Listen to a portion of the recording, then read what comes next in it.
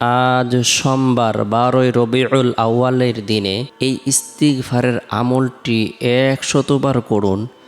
90 বছরের গুনাহ মাফ হবে, ভাগ্য খুলে যাবে, দোয়া কবুল হবে, আশা আকাঙ্ক্ষা পূরণ হবে, গায়েবী সাহায্য আসবে।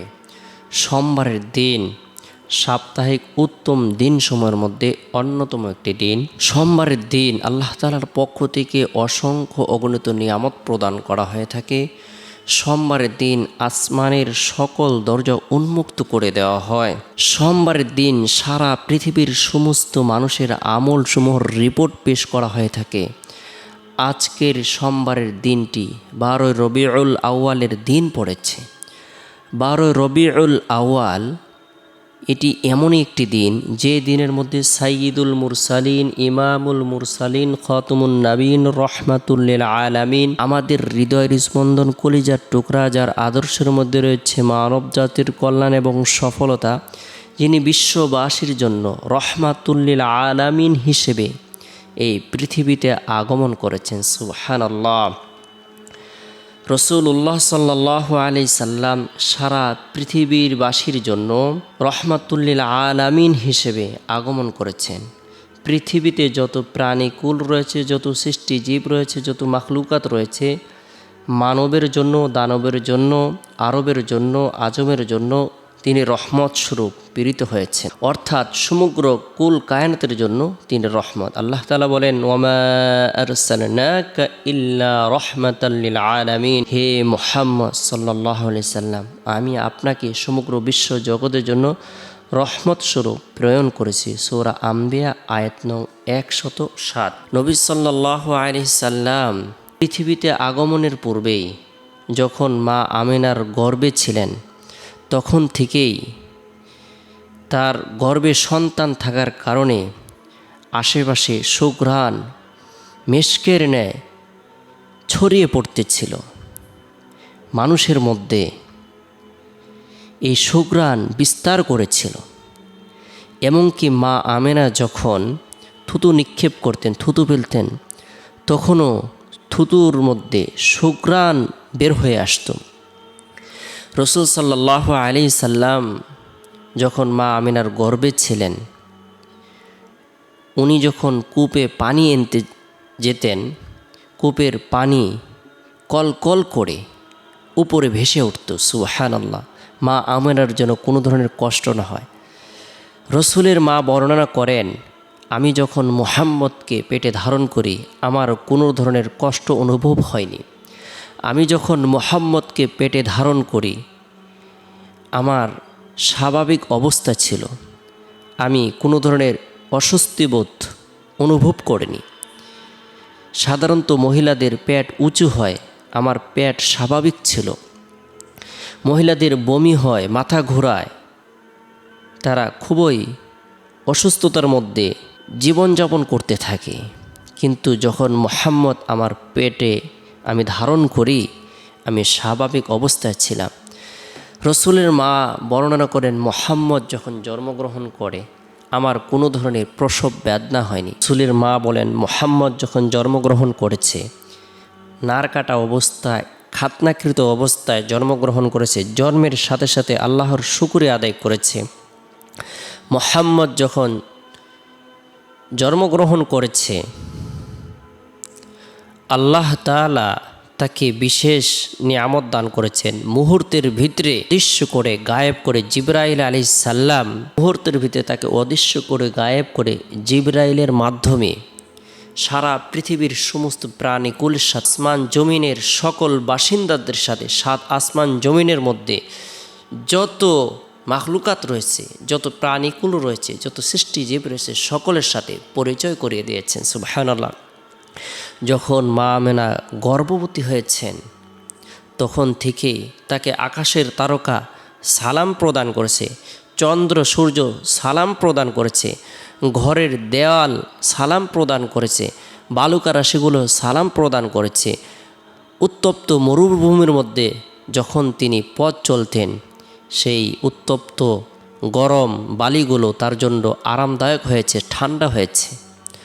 মুহাম্মদ সাল্লাল্লাহু আলাইহি সাল্লামের বরকতে আল্লাহ পাক রব্বুল আলামিন মেঘমালাকেও আদেশ প্রদান করে দিয়েছেন তাকে যেন কোনো ধরনের রোদের তাপ না দেয়। ওয়ামা আরসালনাকা ইল্লা রাহমাতাল লিল আলামিন, মুহাম্মদ সাল্লাল্লাহু আলাইহি সাল্লাম কুল কায়নাতের জন্য রহমত।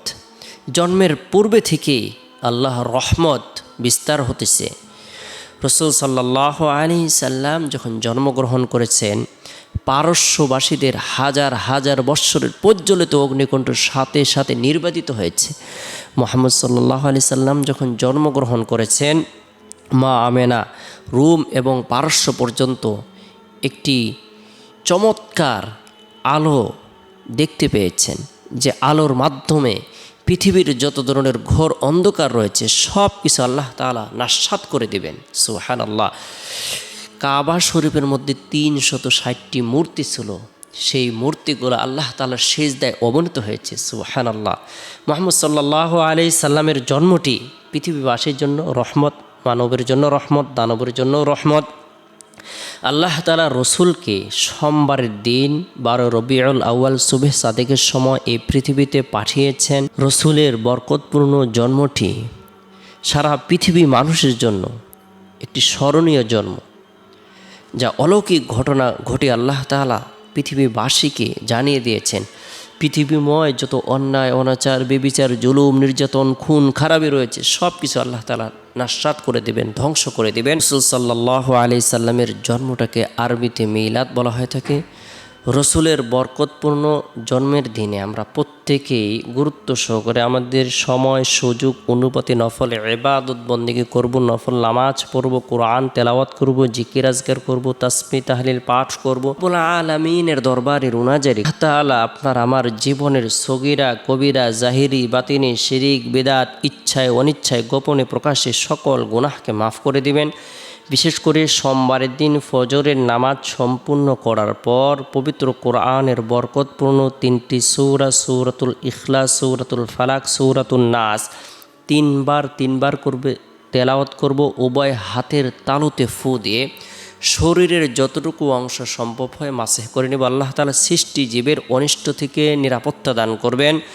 আল্লাহ পাক রব্বুল আলামিন মানুষ শয়তান, জিন শয়তানের হাত থেকে, শত্রুর হাত থেকে, জালিমের জুলুম থেকে, অত্যাচারের অত্যাচার থেকে, হিংসুকের হিংসা থেকে, পরনিন্দাকারীর পরনিন্দা থেকে নিরাপত্তা দান করবেন। তাই বরকতপূর্ণ এই 3টি সূরা নিজেরাও আমল করব, স্ত্রী সন্তানদেরকেও আমল করার ব্যাপারে উৎসাহ প্রদান করব। এরপরে সোমবারের দিন জোহরের নামাজ সম্পূর্ণ করার পর গুনাহ মাফের উদ্দেশ্যে তওবার নিয়তে গুরুত্ব সহকারে বরকতপূর্ণ এই ইস্তিগফারটি আমরা 100বার আমল করব। আস্তাগফিরুল্লাহ রাব্বি মিন কুল্লি যামবি ওয়া আতুবু ইলাইহি, আস্তাগফিরুল্লাহ রাব্বি মিন কুল্লি যামবি ওয়া আতুবু ইলাইহি।